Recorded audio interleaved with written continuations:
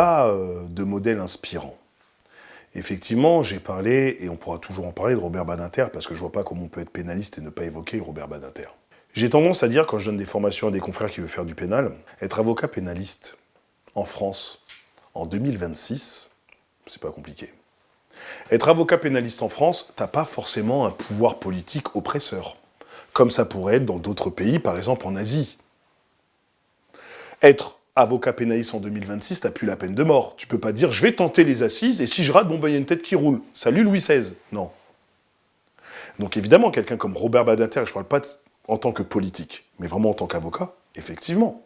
Mais c'est pas un modèle inspirant. J'ai pas de modèle inspirant, même si je suis admiratif d'un certain nombre de confrères pénalistes.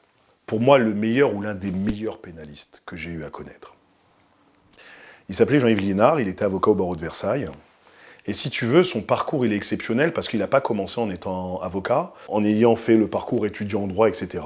Il a toujours été d'une délicatesse, en tout cas moi de l'expérience que j'ai eue, et c'est pas quelqu'un que je connaissais parfaitement, mais d'une véritable délicatesse à l'égard des confrères, plus jeunes ou pas. Il n'essayait pas de te mettre de te faire un piège ou de te mettre dans un piège ou autre. L'humilité, mais celui qui sait aussi ce qu'il fait. Il y a d'autres avocats moins connus que j'ai côtoyés aussi, qui sont combatifs.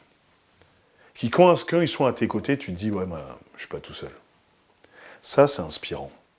C'est inspirant parce que la phrase que j'aime répéter aux confrères lorsque je donne des formations en droit pénal, j'aime leur rappeler, sois l'avocat que tu aimerais avoir.